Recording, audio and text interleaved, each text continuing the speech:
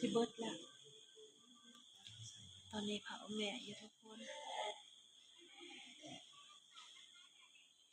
แม่แ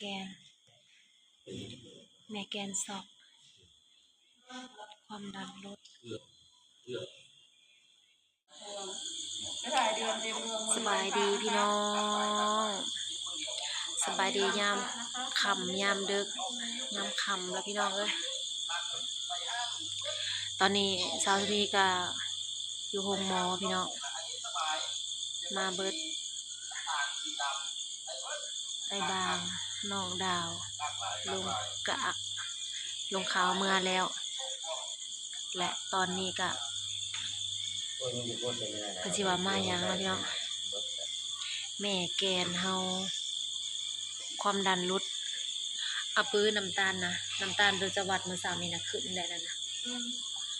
พอดีแม่แกนบ่สบายพี่น้องบ่แม่นว่าสบายดอกซอกเลยแหละประมาณ4 โมงนี่แหละตอน4 โมงเนาะน้องดาวโทรหาและอีแม่เราบ่ฮู้สึกตัวหั่นเด้แม่นต้องถามเอาเปดีๆเด้อบัดนี้เด้อพอดีสาวสุนีตอนนั้นเสียหญ้าบ่แม่นตอนขุดนานพักกันเด้พี่น้องสาวสุนีนั้นตอนแรกนะบ่ได้เสียหญ้าแล้วบัดนี้พากันเฮ็ดนานพักแล้วน้องดาวโทรหาตอนประมาณ4 โมงนี่แหละว่าอีแม่บ่ฮู้สึกตัวเนาะก็พามายายแล้วก็นอนเซ้ยอยู่เอิ้นเอาเสร็จน้ำเอาก็นอนเซ้ยอยู่อันนี้ก็เลยมาอุ้มมาหาหมอสาวสุนีมาฮอดก็อุ้มมาหาหมอพี่น้องเอ้ยอุ้มมาหาหมอ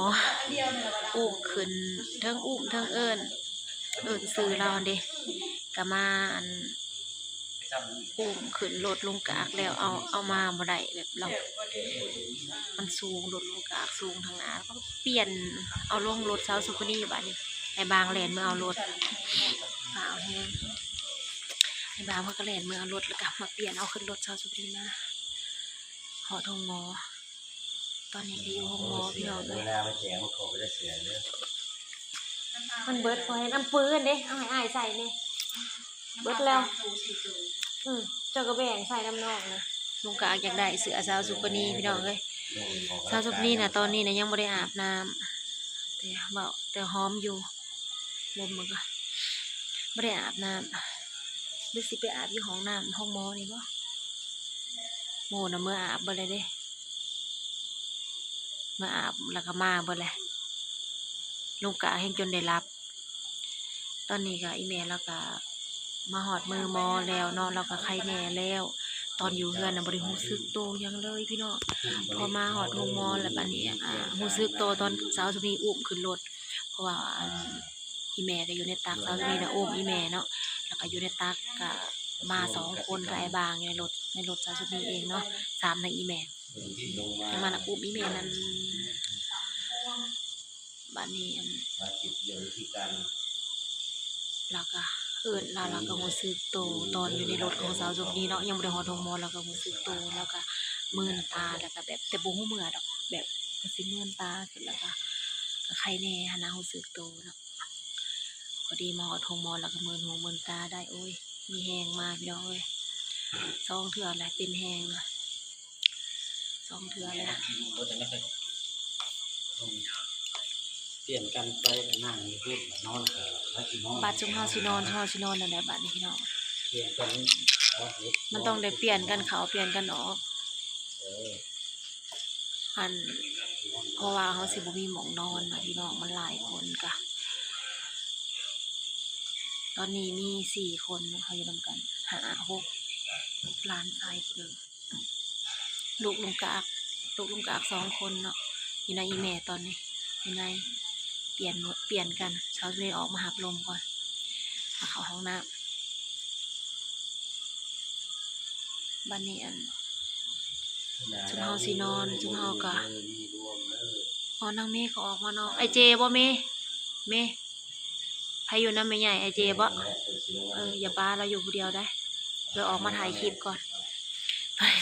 ตอนนี้ออกมาถ่ายคลิปให้พี่น้องเบิ่งซะก่อนหั้นนะ คุณ คือว่า แก่ไว้ในมือ ตอนนี้หักใครแน่ล่ะพี่น้องเอ้ยอีเมแกนเราก็รู้สึกโตแล้ว แล้วก็รู้ความแล้วว่าลูกเป็นไผตอนที่แรกเราบ่ได้รู้เลยได้ว่าลูกมันซื่อจังไดเนี่ยบ่จักตอนนี้ใครแน่แล้ว ปกติแล้วก็ป้อนข้าวแล้วก็ใส่สโลมอยู่ใส่ยาอยู่แล้วเราก็นอนตอนนี้เรานอนพักผ่อนแต่ก็สิรับแหน่ตื่นแหน่นอนพักผ่อนก็เลยออกมา ตอนนี้ประมาณ 2-3 ทุ่มแล้วแหละพี่น้องเอ้ย3 ทุ่มแล้วเลยนะเช้าสุดยังไม่อาบน้ำเลยมื้ออื่นบัดมีงานพี่น้องมื้ออื่นมีงานร้องเพลงอยู่เมืองละครเพลงอยู่ถ้ำพวงแต่ว่าน้ำก็ยังบ่ได้อาบสินอนก็สิบ่ได้นอนแล้วบัดนี้นะคนแห่งก็นอนยากอยู่เขาก็สิเปลี่ยนกันเข้ากันออกกันแหละเข้าห้องน้ำเปลี่ยนกันเข้ากันออกอากาศก็ลมหนาวเดือนงามๆพี่น้องเอ้ยเนาะคนไข้ก็จะเป็นเด็กน้อยหลายคนไข้นะมันหลายอย่างเขาคนไข้ก็จะเป็นเด็กน้อยยังบ่ทันได้กินฮอดข้าวใส่เดือนแจ้งว้าวพี่น้องเดือนแจ้งอุ้ยค่ะนั่งอยู่นี่ก่อนมาหานั่งลมกับพี่น้องก่อนถ่ายคลิปอันนี้เดือนแจ้งเลยค่ะพี่น้องท้องฟ้าฟ้าทุกคน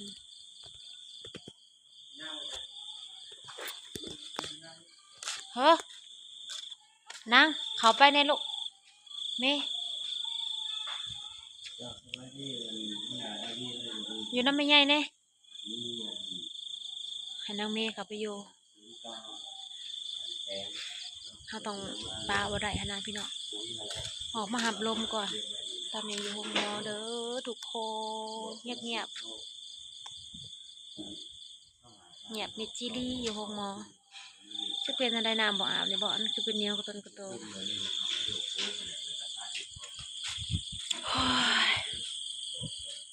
แห้งกับเมื่อยอยู่พี่น้องเอ้ยสาวจะมีก็ได้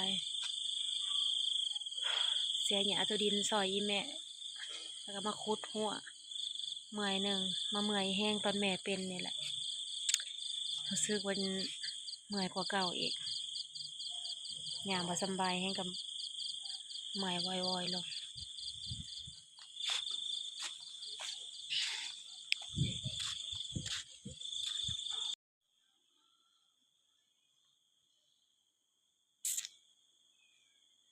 วันนี้จะนอนห้องหมอเผาเมแกนพี่น้องนะ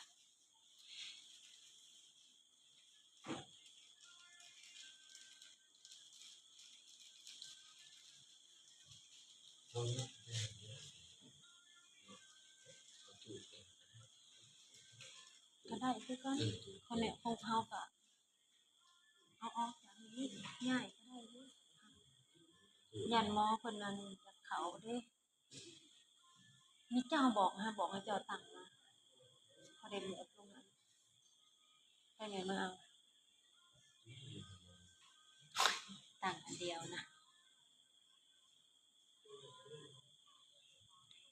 ขอกำลังใจเด้อทุกคนตอนนี้ก็อาการคุณแม่ก็ดีขึ้นแล้วอาการดีขึ้นแล้วหูเลือดหูเล่ากินเขาได้แล้วพี่น้องอาการดีขึ้นแล้วตอนอามานักแค่